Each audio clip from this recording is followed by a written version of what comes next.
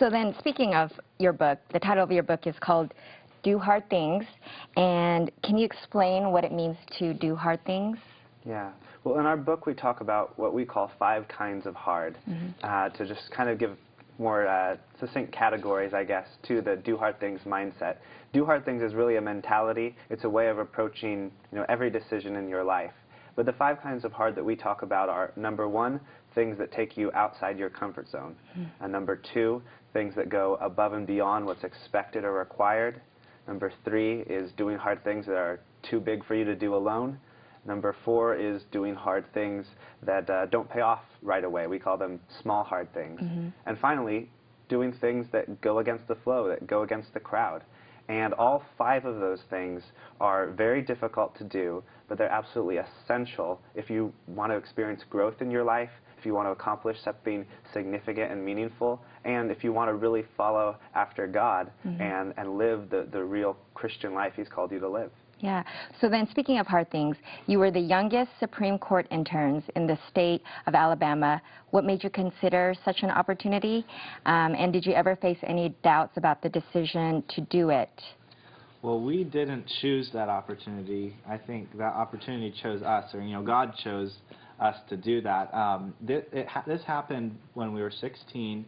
Right after we'd started our blog, we were writing these articles and talking about teens being far more capable than society expects and doing hard things, rebelling against low expectations.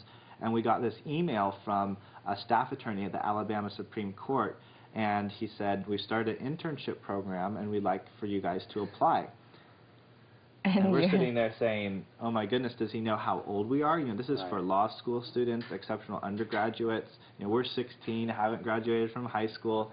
And so we wrote back and said, you know how old we are? And they wrote back and said, yes, we do know how old you are, and we've been reading your blog, and we'd like to take you up on your premise. Challenging you guys young people to do what you were talking about. God was making us guinea pigs for our own ideas. So we definitely had doubts. We definitely weren't sure whether we were more terrified of being accepted or being rejected. But we applied for the internship. We were accepted for a 2-month internship, and the youngest interns on record in the history of the Alabama Supreme Court, possibly any state Supreme Court. And we were able to really go beyond our own expectations for how we'd be able to contribute at the court, go beyond what Justice Parker, the man we were interning for, expected, and really go beyond what most interns actually do, just because the philosophy that everyone was approaching it with was, we're not going to put any limits on you because of your age. You can do anything you prove yourself capable of doing, but we're also not going to go easy on you because of your age.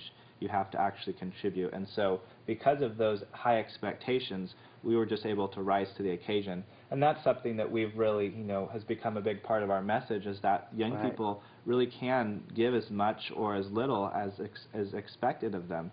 And that's why it's so important that we emphasize God's standards, because He's the only one who sets the standards so high that we just have to keep growing. We can't ever say, oh, I've arrived. You have to reach for it. Yeah, you have to reach for it. And His standards for young people are much, much, much higher than what pop culture is telling young people today.